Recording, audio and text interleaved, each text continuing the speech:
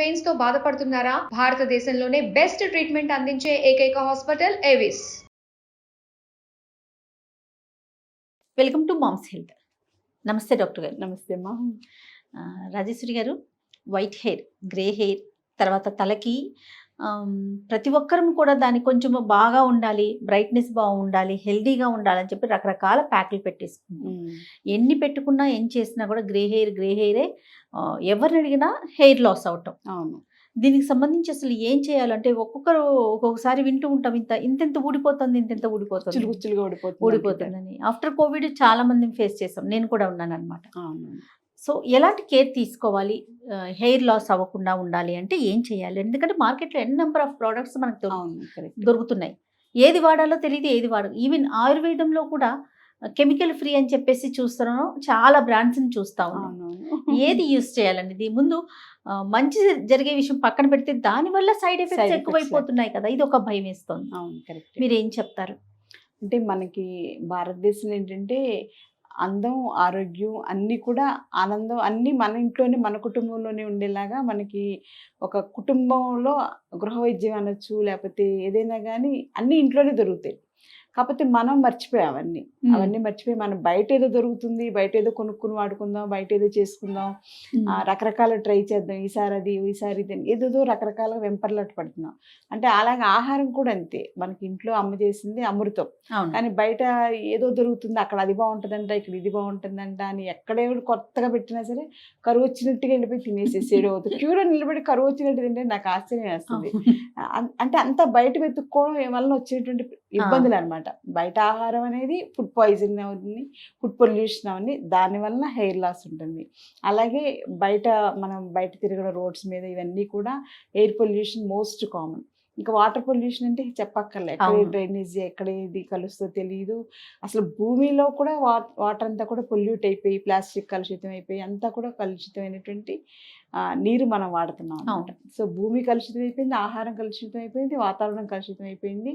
వీటి వలన మన జుట్టు బాగా ఊడిపోతుంది. సో అలాగా కాకుండా మనం ఇంట్లోనే కొంచెం మంచి ఆహారం తీసుకుంటే మన ఇంట్లోనే కొన్ని హోమ్ ప్రొడక్ట్స్ ఇంట్లోనే చేసుకోవచ్చు. కొన్ని ఆయిల్స్ కానీ కొన్ని ప్యాక్స్ కానీ ఇంట్లో చేసుకోవచ్చు.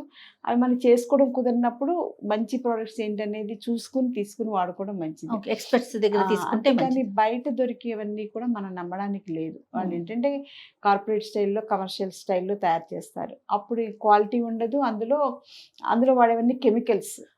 వాటి వల్ల ఎలాంటి సైడ్ ఎఫెక్ట్స్ ఉంటాయి? సీరం అంటారు, ఏవో అవంటారు, అవన్నీ కూడా ఏంటంటే వాళ్ళు ఏది చెప్తే దాని వరకు యాక్ట్ చేస్తుంది. అంటే ఇప్పుడు సపోజ్ మనకి గ్రే హెయిర్ అన్నారనుకోండి, అది ఇప్పుడు తెల్ల జుట్టు మన అందరిని తెల్లాలేస్తే డైస్ వేసుకోవడం. సో డై వరకు అది కరెక్టే, కలర్ మంచి కలర్ వస్తుంది, దానివల్ల చాలా చిన్నాళ్ళం అయిపోయినట్టు ఫీలింగ్ అనిపిస్తుంది, మనకు కూడా ఒక కాన్ఫిడెన్స్ పెరుగుద్ది, బాగుంటుంది. అట్ ది సేమ్ టైం ఆ కలర్స్ అనేవి మోస్ట్ డేంజరస్ అనమాట. ఎంత డేంజరస్ అంటే అవి బట్టలకి వేసే డైస్ కలర్స్ ఎలాంటివో అలాంటి కలర్స్ కన్నా ఇంకా పవర్ఫుల్. హెయిర్కి అసలు తొందరగా ఏది కలర్ పట్టదు. మనకి ఇప్పుడు బట్టల మీద పడ్డా, మొహం మీద పడ్డా కలర్ వెంటనే పట్టేస్తుంది కదా, ఇంక కానీ ఏదైనా పడితే. జుట్టుకి అలా ఏం పట్టదు అనమాట. అలా జుట్టుకు పట్టాలంటే చాలా పవర్ఫుల్ కలర్స్ కెమికల్స్ అనమాట. సో వాటిని మనం ఈజీగా వాడేస్తున్నాం. అంటే ఏదో 30s, 40s, 50s అదొక ఇది, లేకపోతే అకేషన్స్ని బట్టి వాడడం అనేది తప్పనిసరి. ఇప్పుడు ఏంటంటే రెగ్యులర్గా అది 15 days ఒకసారి వేసేసుకోవడం అలా. అంటే ఇది వరకు ఒక ఏజ్ వచ్చాకే గ్రే హెయిర్ కనిపించేది, లేకుంటే హెయిర్ లాస్ ఉండేది. ఇప్పుడు అలా కనిపించట్లేదు. చిన్న పిల్లలు, ఈవెన్ స్కూల్కి వెళ్ళే పిల్లల్లో కూడా గ్రే హెయిర్ చూస్తున్నాము, హెయిర్ లాస్ చూస్తున్నాము. సో దానివల్ల తప్పని పరిస్థితి వచ్చేసింది కదా. అందులో బయట కంట్రీస్ నుంచి వచ్చిన వాళ్ళు ఏంటంటే 20s లోనే అక్కడ కలర్స్ వేసేసుకుంటారు. జుట్టు బాగున్నా కానీ, నల్లగా జుట్టు ఉన్నా కూడా అక్కడ కలర్స్ వేసేసుకుంటారు. మన వాళ్ళు కూడా అక్కడి నుంచి వెళ్ళొచ్చిన వాళ్ళు ఇంకా కలర్స్ అనేవి కంపల్సరీగా అక్కడ వేసుకుంటారు. పార్టీలు కానీ వేసుకునే వాళ్ళు. 30 years బ్యాక్ విషయాలు నేను చెప్పేది. అది ఇప్పుడు మోస్ట్ కామన్ అయిపోయింది అనమాట. సో దానివల్ల వచ్చే సైడ్ ఎఫెక్ట్స్ ఏంటంటే ఫస్ట్ది హెయిర్ ఫాల్. ఫస్ట్ అసలు మన జుట్టు ఊడిపోవడానికి మెయిన్ ఇవన్నీ కూడా కలర్స్ అనమాట మెయిన్ కారణం. అలాగే యూత్లోకి వచ్చేసి ఈ కలరే కాకుండా వాళ్ళు స్ట్రిప్స్ లాగా మజంతా కలర్, ఇది వెండి, సిల్వర్ కలర్, గోల్డెన్ కలర్, ఇలా రకరకాల స్ట్రిప్స్ లా వేసుకుంటారు. హెయిర్ స్ట్రైట్నింగ్ కానీ లేకపోతే హెయిర్ డైస్ కానీ ఇవన్నీ కూడా జుట్టు బాగా ఊడిపోతుంది. అంటే బేస్ పాడైపోతుంది అనమాట, జుట్టు ఫాలికల్ దగ్గర పాడైపోతుంది. సో దానికి ఏంటి మనం ఇంకోటి ఏంటంటే మీరు అడిగినట్టుగా మెయిన్ రియాక్షన్ ఏంటంటే ఏంటంటే దానివల్ల సైడ్ ఎఫెక్ట్స్ ఏంటంటే ఆ కలర్స్ అన్నీ కూడా ఇలాగ మన బ్రెయిన్లోకి బ్లడ్ వెసల్స్లోకి కలిసిపోవడం వల్ల మెయిన్గా బ్రెయిన్కి ఎఫెక్ట్ అవుతుంది కలర్ వలన. తర్వాత ఐస్ ఎఫెక్ట్ అవుతుంది. ఐస్ కూడా చూపు తగ్గిపోవడం, ఐస్లో కూడా ఇలా పడిపోవడం, ఐ డ్రూపింగ్ అంటాం కదా, ఇలా పడిపోతూ ఉంటాయి అనమాట. అలా ఇక్కడంతా పిగ్మెంటేషన్ వస్తుంది, ఇక్కడ పిగ్మెంటేషన్ వచ్చేస్తుంది, ఇదంతా నల్లగా పిగ్మెంటేషన్ వచ్చేస్తుంది. మామూలుగా ఉన్న వాళ్ళు కూడా ఇదంతా నలుపు వచ్చేస్తుంది అనమాట. సో హెయిర్ డైస్ వల్ల, అందులో హెయిర్ డైస్ మన ఇండియాలో ఉన్న ప్రాబ్లం ఏంటంటే ఏదన్నా ఒకటి వచ్చిందంటే అసలు దాన్ని మంచి చెడు చూసుకోకుండా విపరీతంగా వాడేసేస్తారు. అది పెద్ద ప్రాబ్లం. అంటే అధిక జనాభా ఉన్న దేశం కదా, సో వాళ్ళు కూడా ఏంటంటే మార్కెటింగ్ అంతా కూడా ఇలాంటి అధిక జనాభా ఉన్న దేశాల మీదే కాన్సన్ట్రేట్ చేసి ప్రోడక్ట్ తయారు చేస్తారు. అక్కడ 10 మంది వాడితే ఇక్కడ 100 మంది వాడతారు. గోల్డ్ డబ్బులు అనమాట. మన వాళ్ళు కూడా అలాగే అసలు దానివల్ల ఏంటి మంచి చెడు చూసుకోకుండా వాళ్ళు వేసారు కదా అని వీళ్ళు వేసేస్తారు. దాని మంచి చెడు తెలియదు. ఇలా వేసేటప్పుడు కూడా ఈ వెంట్రుకలు ఇక్కడ ఉంటాయి కదా, వీటి మీద కూడా కలర్ పడి అది కంటికి దగ్గరగా టచ్ అవడం వల్ల ఎంత ప్రాబ్లం అనమాట. కొంతమంది ఇలా వేసుకున్నప్పుడు ఇక్కడ కూడా ఐబ్రోస్ కానీ, తర్వాత జెంట్స్ అయితే మీసాలకు అన్ని వేసుకుంటారు. ఇవన్నీ కూడా మన ఫేస్ స్ట్రక్చర్ కి ఎక్కువ ఎఫెక్ట్ ఇచ్చేస్తారు అనమాట. అంటే ఫేస్ లో నుంచి బ్లడ్ లోకి అబ్జార్బ్ అయ్యి దానివల్ల మనకు వచ్చే పర్యవసానం ఏంటంటే క్యాన్సర్. సో బ్లడ్ క్యాన్సర్ రావడానికి హెయిర్ డైస్ ముఖ్యమైనటువంటిది అనమాట. అంత డేంజర్ ఉంది. అది తెలియక పాపం నాకు అనిపిస్తుంది అసలు వీళ్ళు ఎందుకు వేసుకుంటున్నారా అనిపిస్తుంది. మామూలు వాళ్ళు వేసుకుంటుంటారు, మనకి మెయిడ్స్ వస్తుంటారు, అంత అవసరం ఉండదు కదా వాళ్ళకి. సో అయినా కూడా అప్పట్లో సినిమా యాక్టర్లు వేసుకునేవాళ్ళు. ఇప్పుడు మామూలు వాళ్ళు కూడా అందరూ అన్ని ప్రతి ఒక్కరు యాక్టర్లు అప్పట్లో ఏం చేశారు అవన్నీ అందరూ ఇప్పుడు చేసేస్తున్నారు ఇంకా.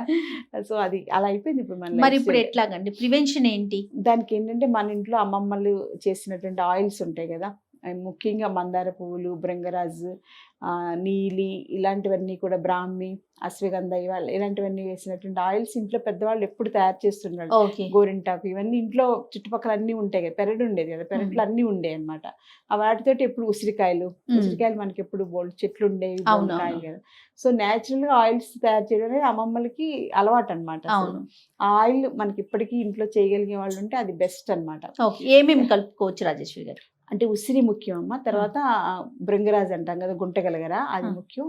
తర్వాత ఏంటంటే హెన్న, గోరింటాకు, ఈ 3 ముఖ్యం. తర్వాత మందార పూలు వేయడం వల్ల కలర్ వస్తుంది. తర్వాత జుట్టుకు కూడా ఒక రకమైనటువంటి స్ట్రెంథనింగ్ అవుతుంటాం. అంటే సెల్స్ అన్ని కూడా రిజ్యూనేట్ అయినట్టుగా బాగుంటుంది.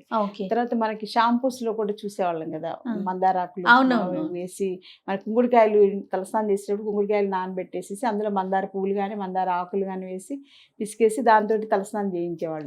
సేమ్ అలాంటి ప్రొడక్ట్స్ మనం చేసుకోవచ్చు ఇంట్లో కూడా. ఇప్పుడు అన్ని పౌడర్స్ దొరుకుతున్నాయి కాబట్టి మందార పౌడర్ తీసుకోవచ్చు, షేకాయ పౌడర్ తీసుకోవచ్చు, కుంకుడుకాయ పౌడర్, ఈ 3 కలిపేసేసి ఉసిరి కూడా వేసుకోవచ్చు. ఇంకా కలర్ కోసం అంటే కొంచెం భృంగరాజు, గోరింటాకు కూడా వేసేసుకుని, అంటే షాంపూలోనే ఇవన్నీ వేసేసుకుని షాంపూ లాగా పెట్టేసేసుకుని తలస్నానం చేయొచ్చు. అంటే ఇవన్నీ కొంచెం పాత రోజులు అంటే టైం బోల్డ్ ఉండేది, ఇబ్బంది ఉండేది కాదు. ఇప్పుడు ఏంటంటే టైం ఈజ్ మనీ అంటే ఇంకా ఎక్కువ అనమాట, మనీ కన్నా ఎక్కువ అనుకోవాలి ఇంకా. అందుకని ఇంకా అలాంటప్పుడు ఏంటంటే కొంచెం మంచి ప్రొడక్ట్స్, అంటే ఇంగ్రీడియంట్స్ అందరూ ఇవే చెప్తారు కానీ ఎంతవరకు జెన్యూన్ గా వేస్తారనేది మనకు తెలియదు. ఒకసారి వాడితేనే ఎవరికైనా తెలుస్తుంది. ఒకసారి ఒక ప్రోడక్ట్ వాడితే ఆ ప్రోడక్ట్ అప్లై చేశాక వాళ్ళకి జుట్టు ఊడిపోయినా, జుట్టు ఏదైనా బాగా గిడసబారిపోవడం అంటారు, డ్రైగా అయిపోవడం, అలాంటివి ఉంటే ఆపేసుకోవాలి.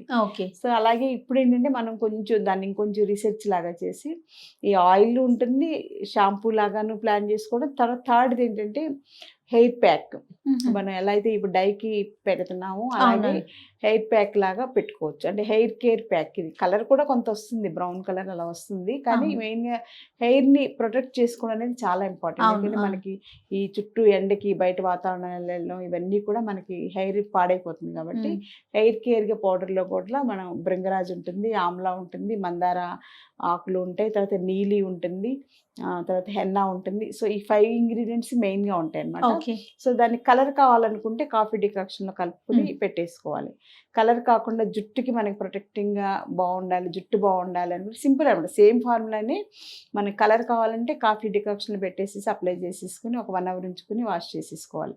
అలా కాకుండా జుట్టు హెల్దీగా ఉండాలి, కలర్ ఇంపార్టెంట్ కాదనుకుంటే ఇంట్లో గంజి ఉంటుంది కదా, ఇంట్లో అన్నం వాష్ చేసిన గంజి ఒకరోజు పులి పెట్టింది అయితే ఇంకా బెస్ట్. అలా కాకపోయినా పెరుగైనా ఓకే, ఇంట్లో వాడేసిన పెరుగు అడుక్కి ఉండిపోతుంది కదా, కొంచెం కొంచెం పులిసిన పెరుగు అనమాట. ఆహా. ఆ పెరుగుని కలిపేసేసుకుని అప్లై చేసుకుంటే జుట్టుకి చాలా బాగుంటుంది. జుట్టు కూడా మంచి కండిషనర్ గానే ఉంటుంది, రెజ్యూనేటింగ్ గా ఉంటుంది. రిపేర్స్ ఏమన్నా న్యాచురల్ గా అయిపోతూ repairs ఉంటాయి. జరిగిపోతాయి ముందు అన్నమాట. సైడ్ ఎఫెక్ట్స్ ఉండవు. అస్సలు ఉండదు, 100% ఉండదు. ఓకే. ఏదన్నా మీరు అప్లై చేస్తే మీకు జుట్టు ఊడిపోయిందంటే అది ఫస్ట్ సిమ్టమ్. అందులో కెమికల్స్ ఉన్నాయి, అది సైడ్ ఎఫెక్ట్స్ ఇస్తుంది అనేది అర్థమైపోతుంది.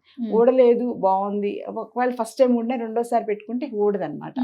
సో దీనికి మామూలుగా ఆయుర్వేదిక్ ట్రీట్మెంట్స్ కూడా ఉంటాయి, హెయిర్ ఫాల్ కానీ ఓకే. ఇలాంటి వాటి. అవి చేయించుకుంటే అసలు వెంటనే విదిన్ 1 వీక్ హెయిర్ పూర్తిగా ఎలాంటి ఊడడం ట్రీట్మెంట్స్ ఉంటాయి డాక్టర్ గారు? అంటే ఇప్పుడు సేమ్ ఇలాంటి ఆయిల్స్ ఉంటాయి కదా, మనం ఆ. తయారు చేసిన ఆయిల్స్ తోటి మసాజ్ చేస్తాం. మసాజ్ అయిపోయిన తర్వాత నవరధాన్యం అని ఉంటాయి ఆయుర్వేదిక్ షాప్స్లో. ఆ నవరధాన్యాన్ని తీసుకొచ్చి కొన్ని పాలు, కొన్ని డికాక్షన్స్ ఉంటాయి. ఆ డికాక్షన్లో మరగబెట్టేసేసి ప్రతి హెయిర్ ఫాలికల్కి ఆ వేడి ఆ పాలల్లో ఉండేటువంటి మెడిసిన్ అబ్జర్వ్ అయ్యేలాగా జస్ట్ ఇలా టచ్ చేస్తూ వెళ్తారు. గట్టిగా ప్రెస్ చేసామంటే జుట్టు అంతా, స్కాల్ప్ అంతా కాలిపోద్ది అనమాట. అలా కాకుండా జస్ట్ టచ్ చేసుకుంటూ వెళ్ళాలి. కొంచెం ఎక్స్పీరియన్స్ మీదే చేయగలరు అనమాట. ఓకే. అలా ప్యాక్ పెట్టేసి తర్వాత ప్యాక్ ఉంటుంది. ఇప్పుడు మనం చెప్పాం కదా ఈ భృంగరాజు ఇవన్నీ వేసిన ప్యాక్. ఆ ప్యాక్ని పాలల్లో కానీ లేకపోతే గంజిలో కానీ కలిపేసేసి తలంతా పెట్టి